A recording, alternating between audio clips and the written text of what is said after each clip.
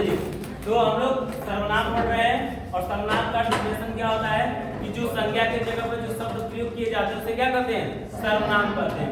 तो संज्ञा के जगह पर जो शब्द क्या किए जाएंगे, प्रयोग किए जाएंगे, उसे क्या कहेंगे, सर्वनाम कहेंगे। संज्ञा के स्थान पर,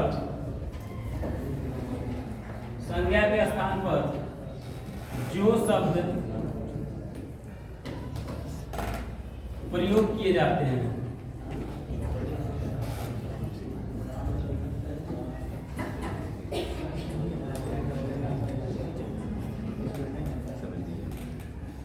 उसे क्या कहते हैं, सर्वनाम कहते हैं।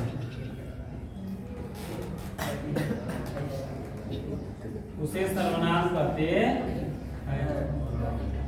अभी मैंने आपको बताया, क्या बताया कि संज्ञा क्या करता है, सर्वनाम क्या करता है, संज्ञा की पुनरुक्ति को ये क्या करता है, रोकता है। संज्ञा की पुनरुक्ति को रोकता है।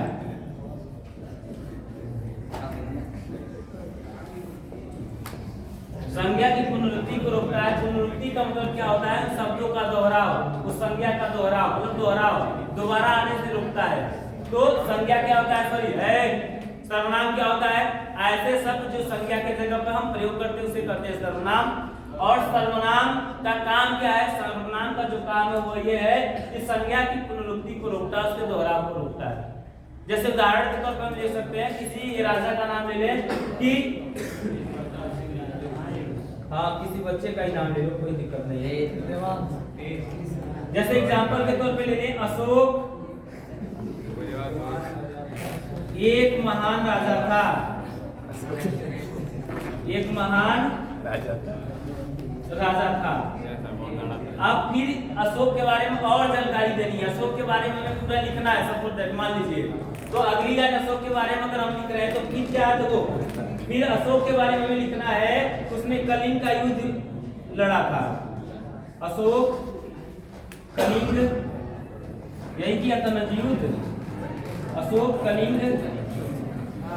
का युद्ध लड़ा था।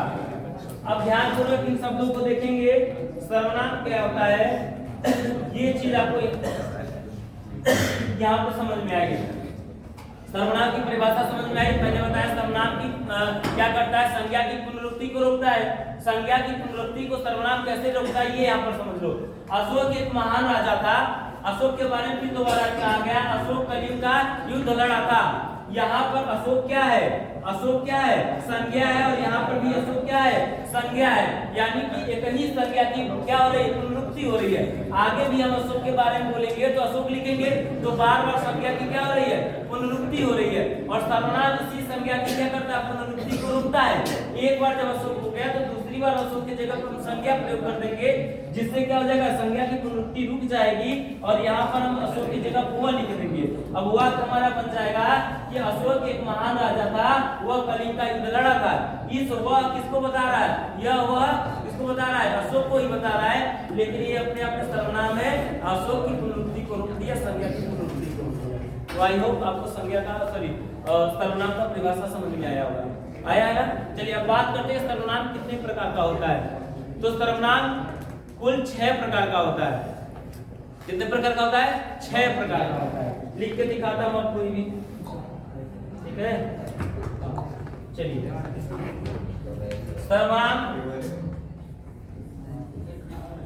सर्वनाम के कुल 6 भेद हैं। कितने भेद हैं, 6 भेद हैं। सर्वनाम के कुल कितने भेद हैं, 6 भेद हैं। सबका नाम लिख के आपको दिखाता हूं कौन से हैं। पहला पुरुषवाचक, पुरुषवाचक सर्वनाम।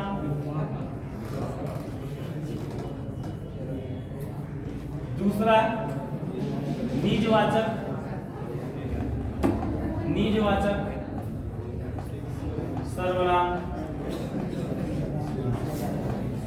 तीसरा निश्चयवाचक, निश्चय होता है निश्चित होता है, निश्चयवाचक सर्वनाम। बात नहीं जी, क्यों इतना बात हो रहा है पीछे? चौथा अनिश्चय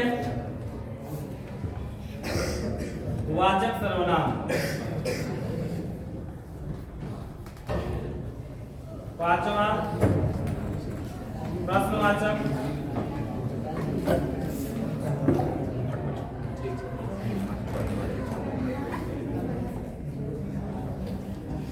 और छठा है संबंध वाचक सर्वनाम। बात नहीं करेंगे, बात नहीं करना है। देखो सर्वनाम कुल 6 प्रकार के होते हैं। 6 का नाम आपको बोर्ड पे लिखा हुआ है, आपको दिखाई दे रहा होगा। पहला है पुरुषवाचक सर्वनाम, दूसरा है निजवाचक सर्वनाम, निश्चयवाचक सर्वनाम, अनिश्चयवाचक सर्वनाम और प्रश्नवाचक सर्वनाम और संबंधवाचक सर्वनाम। 6 प्रकार के सर्वनाम होते हैं और इन 6 पे क्वेश्चन एग्जाम में आता है। सर्वनाम देकर पूछेगा बताइए कौन सा सर्वनाम है। सर्वनाम का आपको भेद बताना होगा, नाम बताना होगा। ठीक है, चलिए आपको सिखाते हैं कैसे पहचानेंगे आप। तो देखो इसमें क्या होता है, कुछ मूल शब्द होते हैं, कुछ मूल सर्वनाम होते हैं जिसे बताते हैं। तो मूल सर्वनाम का मतलब यह है कि मूल 6 ही है, फिर उन 6 से और ज्यादा बन जाता है सर्वनाम। बात समझ में, मुख्य 6 ही है, उस 6 से और ज्यादा सर्वनाम बन जाता है और अपने हिसाब से जरूरत के हिसाब से सर्वनाम बनता जाता है, लेकिन मूल 6 ही होता है। इन 6 ही प्रकार के सर्वनाम होते हैं। बात समझ में आ रही? देखो कैसे क्या होता है, जैसे उदाहरण के तौर पर इसमें मैं आता है और तुम आता है,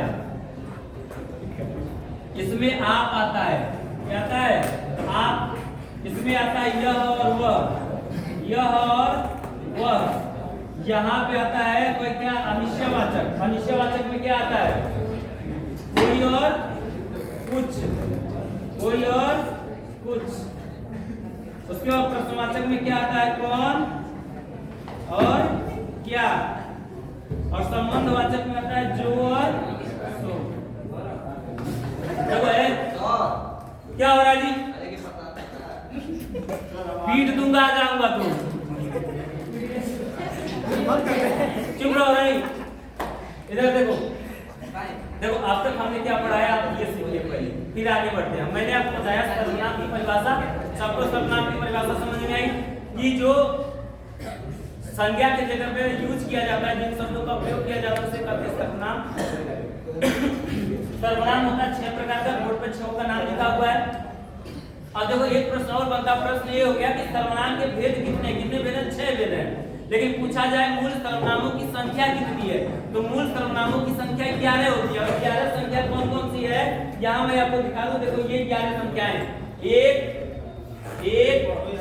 1 2 3 4 5 6 7 8 9 10 और 11। तो मूल सर्वनाम ये 11 ही होते हैं, ठीक है। लेकिन जरूरत पड़ने पे और सर्वनाम बनते हैं, पर इन्हीं से बनते हैं। इस बात का आपको ध्यान देना है। जैसे यहाँ पर तुम के बाद अभी वह भी आ जाएगा, बातें समझ में आ रही है। लेकिन और भी पीछे क्या बात हो रही है जी, ठीक है। तो ये 11 ही होता है, ठीक है ना। तो आपको याद रखना, पुरुषवाचक में क्या आता है मैं और तुम आता है, निजवाचक में क्या आता है आप आता है, निश्चयवाचक में यह वो आता है, अनिश्चय में कोई कुछ आता है, प्रश्नवाचक में कौन क्या आता है, और संबंधवाचक में जो और सो आता है। एक एक उदाहरण देकर आपको समझा रहा हूँ, ठीक है ना, चीजें समझ में आ जाएंगी। चलिए इसको मैं बाद में बताता हूँ, पहले यहाँ से शुरुआत करता हूँ, ठीक है ना। चलिए यही देख लो, पुरुषवाचक सर्वनाम क्या होता है। पुरुषवाचक सर्वनाम क्या होता है, जिसमें जो है जिस सर्वनाम का प्रयोग वक्ता या तो अपने लिए प्रयोग करे, या तो सामने वाले के लिए प्रयोग करे, या तो किसी अन्य पुरुष के लिए प्रयोग करे, इसी को क्या कहते हैं, क्या कहते हैं पुरुषवाचक सर्वनाम कहते हैं। क्या कहते हैं पुरुषवाचक सर्वनाम कहते हैं। चलिए एक एक को बता देता हूँ, पेश कर देता हूँ। पहला क्या था पुरुषवाचक सर्वनाम, पुरुषवाचक सर्वनाम खास करने खराब हो जाता, कोई बात नहीं, ठीक है। पुरुषवाचक सर्वनाम क्या होता है, जिसमें जो है जिस सर्वनाम का प्रयोग वक्ता अपने लिए करे, अपने लिए या सामने वाले के लिए, सामने वाले के लिए या अन्य के लिए, अन्य के लिए। अर्थात जिस सर्वनाम का प्रयोग वक्ता अपने लिए करे, सामने वाले के लिए करे, अन्य के लिए करे, उसे कहते हैं पुरुषवाचक सर्वनाम। ये होता है 3 प्रकार का। ये भी आपके एग्जाम में आता है, पहचान करने के लिए कितने प्रकार का होता है? 3 प्रकार का होता है। ये होता है मैं, ये सॉरी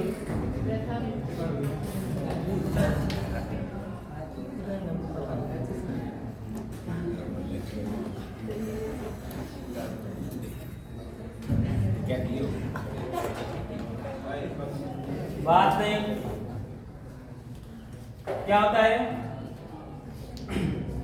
उत्तम पुरुष, उत्तम पुरुष, मध्यम पुरुष, मध्यम पुरुष और अन्य पुरुष। एक चीज को ध्यान देंगे, आपके एग्जाम में एमसीक्यू में इस तरह के भी क्वेश्चन पूछते हैं कि उत्तम पुरुष की जगह पे क्या कर देगा? प्रथम पुरुष रख देता है और अलग अलग ऑप्शन बनाता है। पहले ऑप्शन में रखेगा प्रथम पुरुष, जैसे आप जो है पद परिचय वाला जब क्वेश्चन करते हैं तो उसमें रहेगा, मान लो उत्तर में आ रहा है उत्तम पुरुष पहला वाला, ठीक है ना? तो ऑप्शन में एक जगह प्रथम पुरुष रखेगा, एक जगह उत्तम पुरुष रखेगा। तो कहने के लिए तो बात एक ही होती है, लेकिन उत्तम पुरुष वाला ही हम सही मानेंगे, प्रथम पुरुष तो नहीं हम बोलते हैं। कहने के लिए लोग बोल देते हैं आप बोलचाल की भाषा में, लेकिन उसे व्याकरण की भाषा में उत्तम पुरुष ही बोला जाता है। इतनी बात समझ गए? तो उत्तम पुरुष में कौन आता है? मैं। मध्यम पुरुष में कौन आता है? तुम। और अन्य पुरुष में कौन आता है? वह। बात समझ में? जिसमें जो है कर्ता वक्ता जो अपने लिए प्रयोग करता है वो क्या होता है? उत्तम पुरुष होता है। सामने वाले के लिए जो सर्वनाम प्रयोग किया जाता है मध्यम पुरुष होता है। तीसरे व्यक्ति के लिए जो प्रयोग किया जाता है वो क्या होता है? अन्य पुरुष होता है। जैसे एग्जांपल के तौर पर अगर मैं बात कर रहा हूं आपसे तो मैं क्या हूं? उत्तम पुरुष हूं। आपसे बात कर रहा हूं, आप मेरे सामने हैं, आप मेरी बातों को सुन रहे हैं, तो आप क्या है? मध्यम पुरुष है। और किसी तीसरे व्यक्ति के बारे में हम दोनों मिलकर चर्चा कर रहे हैं, तो जिस व्यक्ति के बारे में चर्चा हो रही है वो क्या है? अन्य पुरुष है। और उसको क्या क्या इनको शब्दों के रूप में अगर बोले तो क्या है? मैं है, तुम है और वह है। इतनी बात सबको समझ में आई? किसी को डाउट? आपकी एग्जाम में इतना ही आता है, किसी परिभाषा पूछेगा और इसकी पहचान पूछेगा। ठीक है, चलिए आते हैं दूसरे वाले।